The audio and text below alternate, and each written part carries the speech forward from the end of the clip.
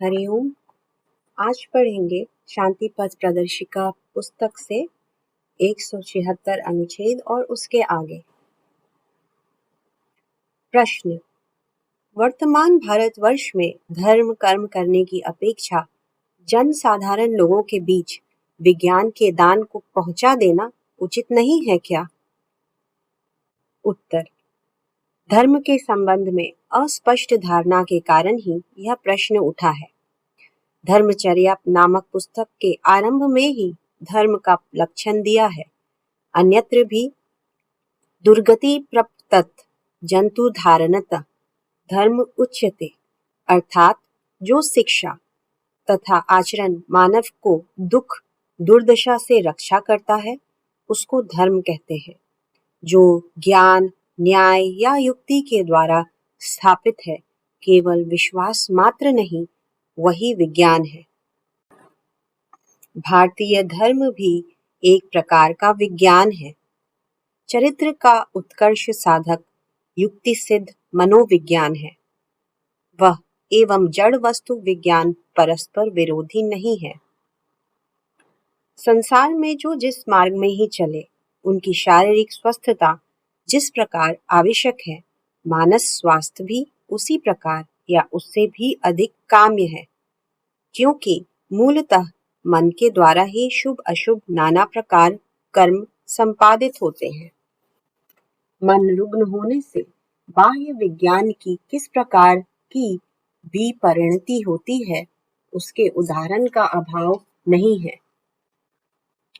देखा भी जाता है कि विज्ञान के सद्व्यवहार से मानव सुख स्वाच्छंद भी जिस प्रकार वर्धित होता है, उसी प्रकार उसके अपव्यवहार से प्रलयंकर मारणास्त्र भी निर्मित होते हैं।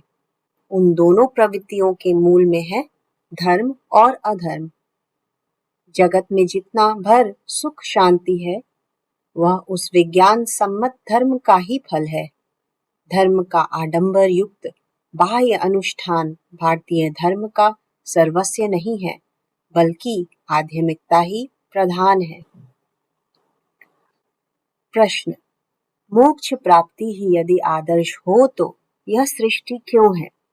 उत्तर: इस सृष्टि का अचेतन उपादान कारण मटीरियल कॉज तथा चेतन निमित्त एफिशिएंट कॉज अनादि है। प्रत्येक देही जीव में वे दोनों कारण संयुक्त दिखाई देते हैं, अतः जीव भी अनादि है।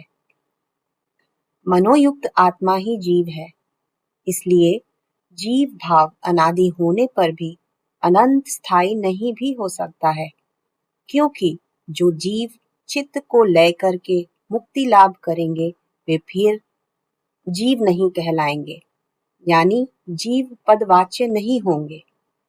याद रखना होगा कि जिसका आदि नहीं मिलता है, उसे ही अनादि कहते हैं।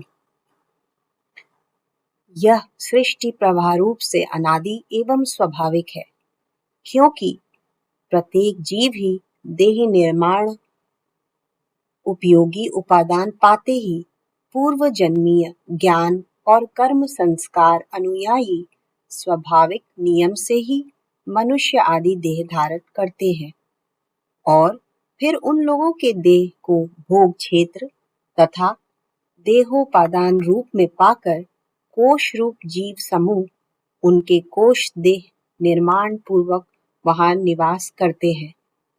यही यथार्थ चिंतन है और स्वदेहस्थ जीवाणुओं को जन्म देने के उद्देश्य से प्रत्येक देही न देह धारण किया है, यह अयुक्त विचार है। अतः जो विश्व शरीरी है, वे भी उनके पूर्व संस्कार वश ही अर्थात स्वाभाविक नियम से ही यह ब्रह्मांड रूप देह धारण किए हैं। यथा पूर्वम अकल्पयत हम लोगों को भोग अथवा मोक्ष प्रदान करने के उद्देश्य से नहीं। यह परिदृश्यमान जगत मूलतः मनोमय है, अर्थात एक महामन को आश्रय कर प्रतिष्ठित है। जैसे प्रत्येक जीव देह उसी जीव की अंतःकरण शक्ति को आश्रय करके प्रतिष्ठित है। इस विषय में स्पष्ट धारणा होना सबसे पहले आवश्यक है, वरना संशय रह ही जाएगा। बाह्य विषय के साथ संपर्क होने के बाद ही देश ज्ञान होता है। अतः बाह्य विषय मूलतः देशाश्रित स्पेटियल नहीं है।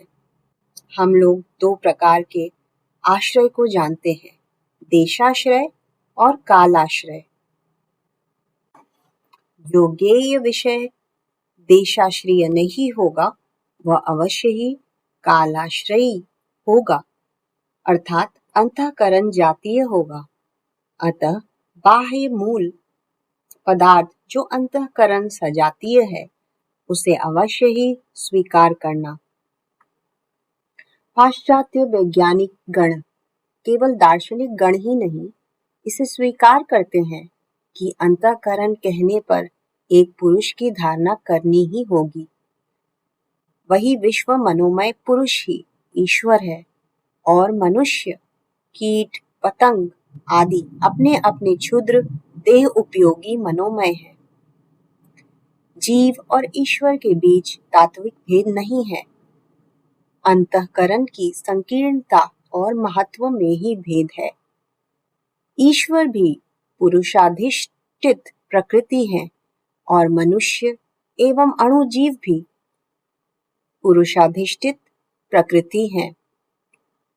अतः जिस हेतु से जीव नित्य है उसी हेतु उस अवलंबन से सृष्टि भी स्वाभाविक नियम से धारा प्रवाह रूप में नित्य वर्तमान रहेगी। मोक्ष प्राप्ति को आदर्श करने के साथ सृष्टि रहने का या ना रहने का कोई भी संबंध नहीं है। समस्त विषयों के ही दो पक्ष हैं।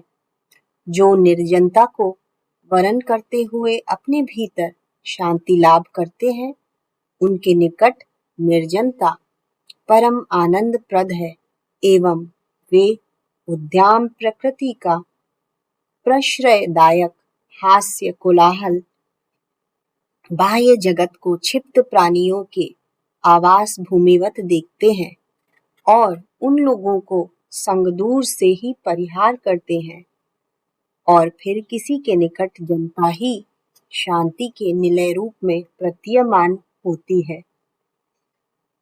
वह जन्म जन्मांतरीय संचित संस्कार जाल जो उनको कर्म कोलाहलमय संसार पथ में खींच कर ले जाता है, पूजा के सौरभ की अपेक्षा आवर्जना कूड़ा करकट की दुर्गंध में ही उनको प्रिय होती है। अगला प्रश्न, सर्व खल्वदम ब्रह्म इस श्रुति का सांख्यानुमत व्याख्या क्या है? उत्तर है, सर्व खल्वदम ब्रह्मत जलानिति। यही संपूर्ण वाक्य है। तुम उसके प्रथमांश की सांख्यानुमत व्याख्या चाहते हो? यह यथा प्रत्यक्षत दृश्य, यह बाह्य जगत समस्त सगुण ब्रह्म से ही उत्पन्न है।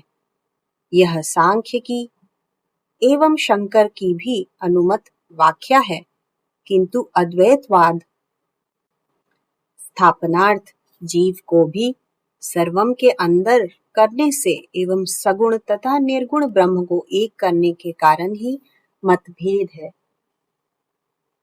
अगला प्रश्न है, प्रत्यक्षत दृश्य यह जगत जीवमय है, अतः उस जीव को छोड़ देने पर सगुण ब्रह्म से उत्पन्न समस्त कहने से हम क्या समझेंगे? उत्तर है, उस श्रुति का सहज और सरल अर्थ ये है, दृश्यमान जगत सभी ब्रह्म है, क्योंकि यह ब्रह्म से उत्पन्न है एवं ब्रह्म में ही लीन होगा। जगत का कौन सा अंश ब्रह्म से उत्पन्न है और ब्रह्म में ही लीन होता है? एवं जीव क्या है? तत्वेंगित के परिलेख में स्पष्ट रूप में दिखाया गया है। जीवो नित्य हेतुरस्य त्वनित्य। महाभारत। जीव असृष्ट है, इसीलिए नित्य है। उसका हेतु या अधिष्ठान सृष्ट है, इसीलिए अनित्य है। सगुण ब्रह्म से यथा पूर्वम कल्पयत, इस नियम से जगत सृष्ट है, इस प्रकार समझने से ही युक्ति सिद्ध मीमांसा होगी। कष्ट कल्पना निष्प्रयोजन है। असृष्ट, अनादि एवं प्रत्येक जीव को ब्रह्म का अंश कहने पर सर्व प्रकार की ही असंगति दिखाई पड़ती है। सृष्टा सगुण को निर्गुण के साथ अभिन्न करने पर भी उसी के समान असंगति होगी। निमित्त और उपादान रूप मूल तत्व पुरुष तथा प्रकृति या दृष्टा तथा दृश्य है। प्रकृति स्वरूपतः अव्यक्त होने पर भी वह दृश्य होने के योग्य है, इसलिए इसे भी दृश्य कहा जाता है। अवशिष्ट 23 तत्व चिजड़ संयोग जात है एवं किसी किसी लक्षण में आपेक्षिक तत्व हैं। इस प्रकार विभाग न करने पर साधक एक कदम भी अग्रसर न हो सकेंगे। स्मरण रखना आवश्यक है कि मोक्ष दर्शन का प्रतिपाद्य है त्रिताप मुक्ति और उसके लाभार्थ कार्यकर ज्ञान।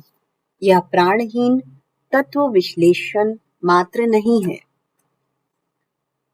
यूथनेशिया या दुरारोग्य रोगी को सहज मृत्यु की व्यवस्था को लेकर पाश्चात्य देश में बहु आलोचना हो रही है, लेकिन there is no room for an escapist attitude, अर्थात इस प्रकार के दुख से बचने का कोई उपाय नहीं है।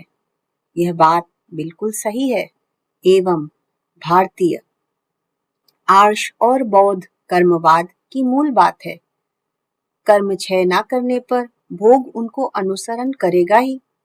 तात्विक दृष्टि छोड़कर व्यावहारिक स्थूल दृष्टि से देखा जाता है कि व्यक्तिगत और समष्टिगत इंडिविजुअल एंड कलेक्टिव स्वार्थ रक्षा ही हम लोगों का काम्य है। समाज ही समष्टिगत है। समाज के द्वारा हम लोग समष्टिगत रूप में उपकार भी पा सकते हैं और समाज विदुष्ट होने पर व्यक्तिगत सदाचार रहने के बावजूद आघात भी पा सकते हैं। इसलिए व्यक्तिगत स्वार्थहीन करके भी समाज के लिए गौण भाव से अपने ही लिए बहुत कुछ सहन करना पड़ता है। जन्मांतरवाद स्वीकार न करने पर भी इस दृष्टि से देखा जाएगा कि उसके विपक्षीय युक्ति समूह ही अधिकतर भारवत हैं एवं उनके प्रचलित होने पर अपव्यवहार की संख्या ही वृद्धि पाएगी, नरहत्या ही प्रश्रय पाएगी।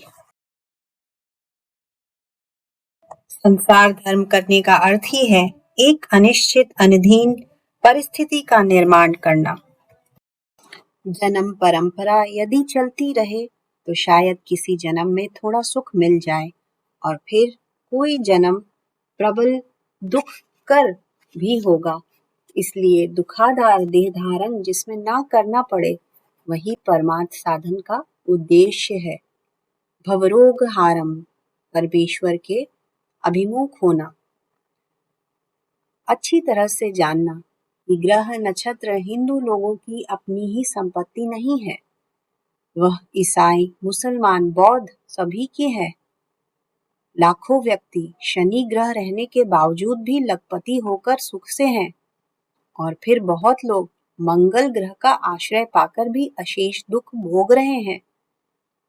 उपनिषद, सांख्य योग, वेदांत, बौद्ध किसी भी प्राचीन शास्त्र में वैसे कुसंस्कार का प्रश्रय नहीं है। सभी कर्मवाद ही प्रचार करते हैं।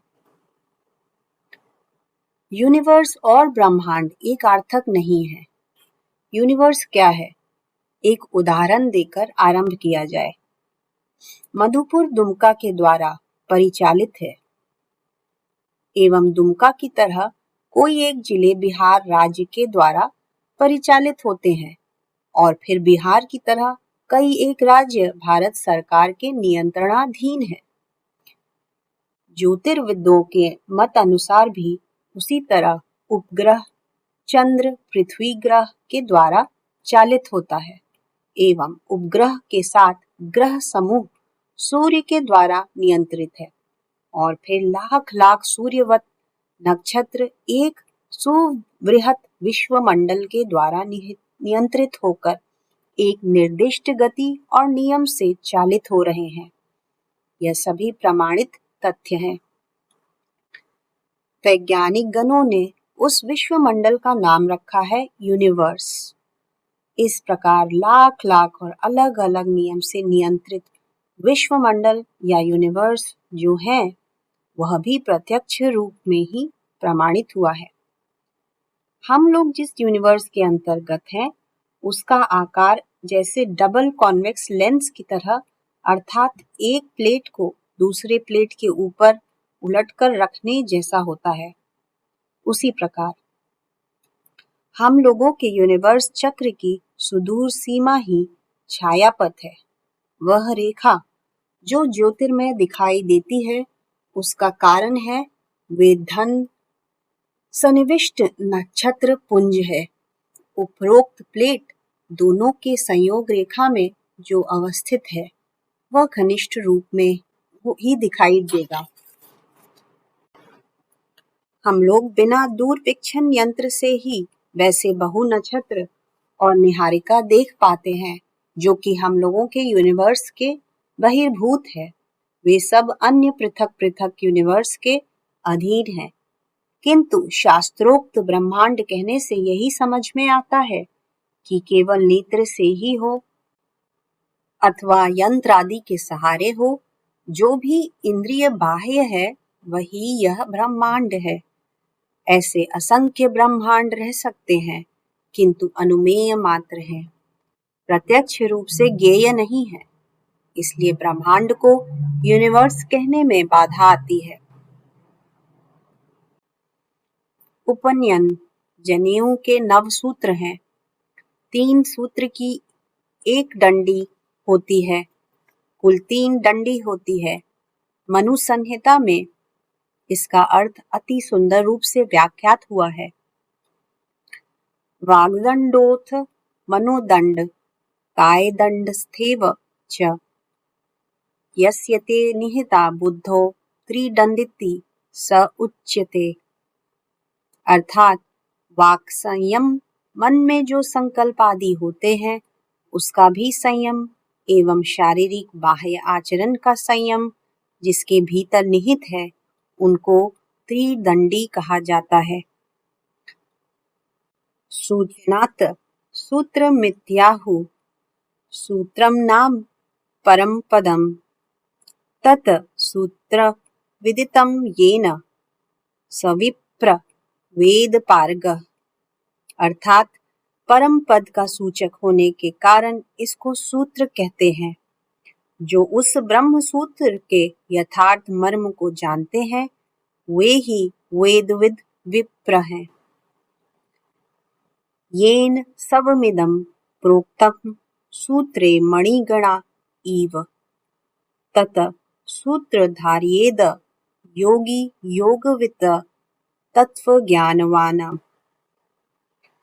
अर्थात मणिगण जिस प्रकार एक सूत्र में ग्रथित रहती है उसी प्रकार यह विश्व ब्रह्मांड जिस सूत्र के द्वारा अर्थात जिनकी शक्ति के द्वारा ग्रथित है उस सूत्र को ही तत्वज्ञानी योगीगण धारण करते हैं।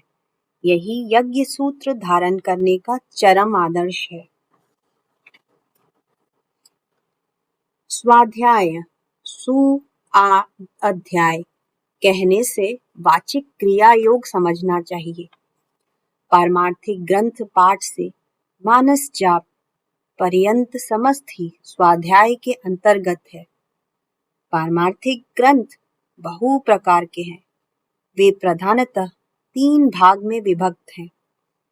क उपनिषद, इसमें ऋषियों के अनुभूत तत्व का आलेख्य पाया जाता है, अर्थात मूल पदार्थ का संधान है, किंतु साधन का निर्दिष्ट मार्ग नहीं पाया जाता।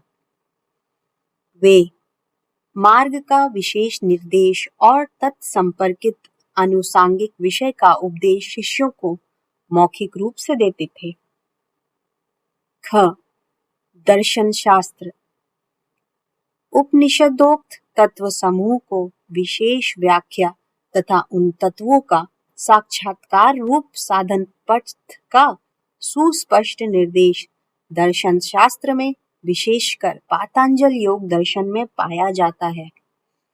मैं स्वरूपतः क्या हूँ? देह के साथ अंतःकरण का संबंध किस प्रकार का है?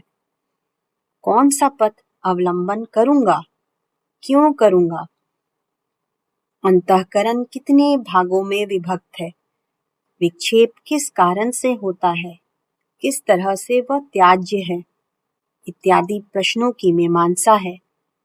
जो साधन में अपरिहार्य है वह योग दर्शन में पाया जाता है। ग.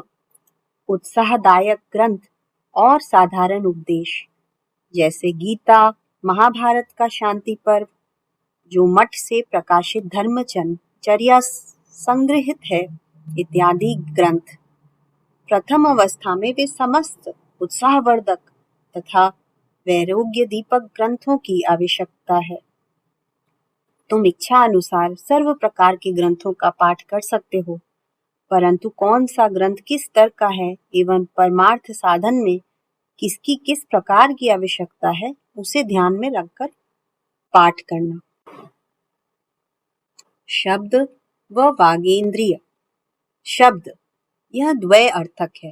पहला है ध्वनि साउंड और दूसरा है मनोभाव ज्ञापक या संकेतीकृत कंठोच्चारित वाक्य वर्ड है। विचार के समय यह भेद स्मर्तव्य है।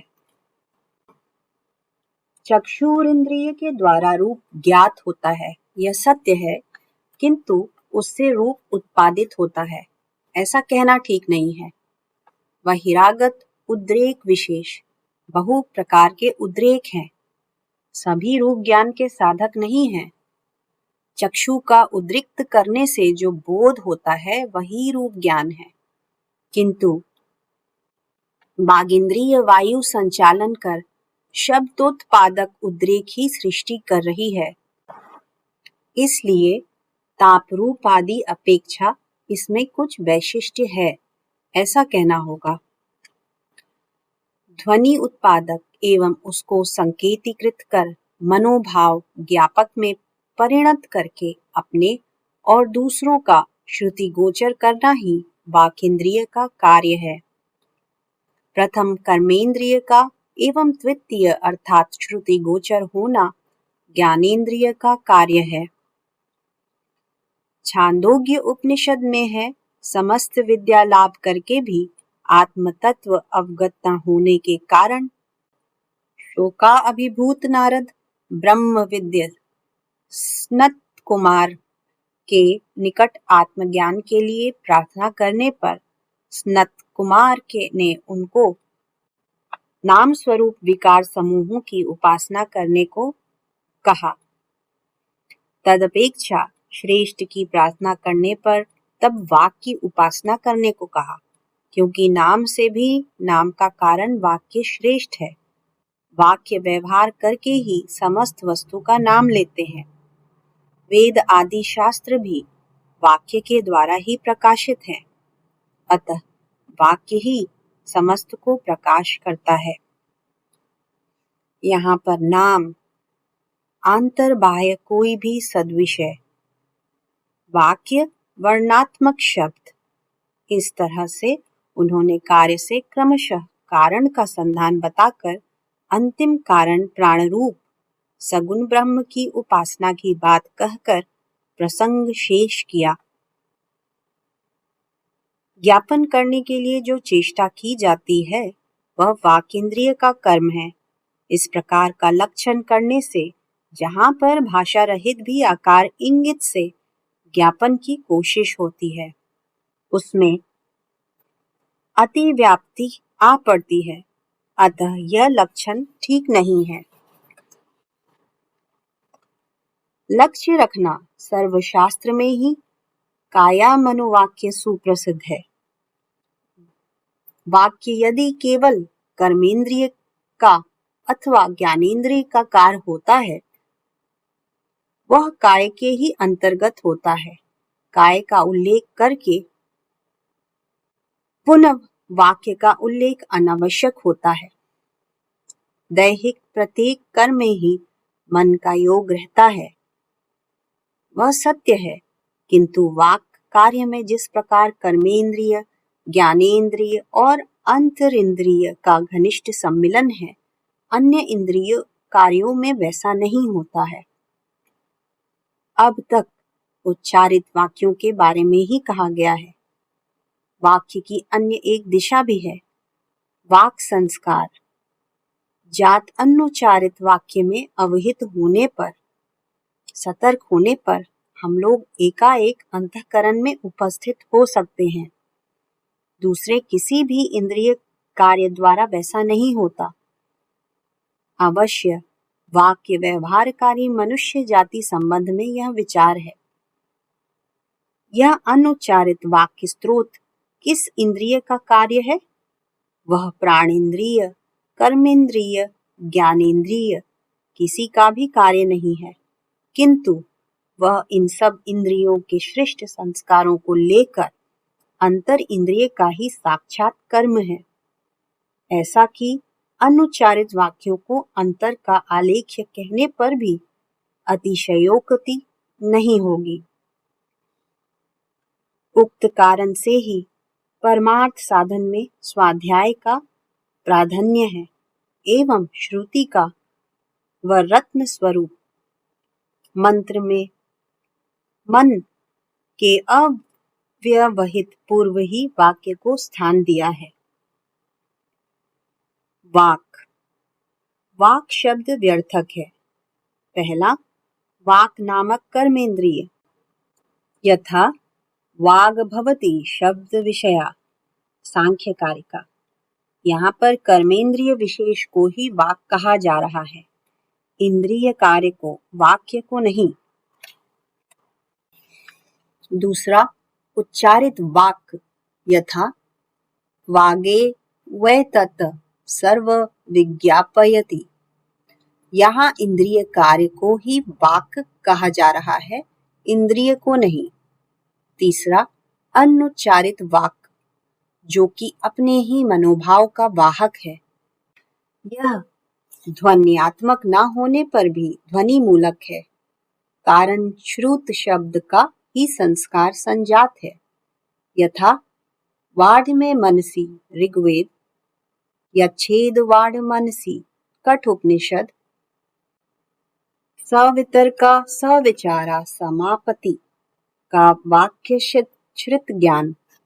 यहाँ पर कर्मेंद्रिय तथा ज्ञानेंद्रिय के मिलित कर्म संस्कार की मानस अभिव्यक्ति को ही वाक कहा जा रहा है। वह त्रिविध वाक ही मूलतः शब्द संपर्किता है। वाक कर्मेंद्रिय ध्वनि, जो क्रिया ध्वनि रूप में परिणत होती है, उत्पादन करने पर भी वह कर्ण ज्ञानेंद्रिय के द्वारा ही शब्द रूप में विज्ञात होती है। कोई भी वाक कर्मेंद्रिय वाण है, किंतु कर्णेंद्रियहीन बधिर व्यक्ति ध्वनि उत्पादन कर सकने पर भी उसके निकट अश्रुत ही रहेगा, क्योंकि ध्वनि उत्पादन तथा ध्वनि का ज्ञान पृथक इंद्रिय कार्य है। उपसंहार में कहा जा सकता है कि कर्मेंद्रिय, ज्ञानेंद्रिय तथा अंतरिंद्रिय, इन त्रिविध इंद्रियों के ऊपर ही वाक प्रतिष्ठित है। अतः वाक संबंध में कोई प्रश्न उठने पर उसमें कौन सा अर्थ ग्रहित हुआ है, वह पहले ही निर्णय योग्य है, यानी निर्णय करना होगा। उन्नत जीव के आध्यात्मिक तथा व्यवहारिक क्षेत्रों में वागींद्रिय तथा वाक्य विशिष्ट स्थान अधिकार किए हुए हैं। वह विशेष रूप से अनुचिंतनीय है। बाइबल का एक प्रसिद्ध वचन इस प्रसंग में स्मरणीय है। In the beginning was the Word, and the Word was with God, and the Word was God. Saint John. ईसाईगण वर्ड शब्द का अनेक प्रकार का सूक्ष्म अर्थ करते हैं। आज के लिए इतना ही। धन्यवाद।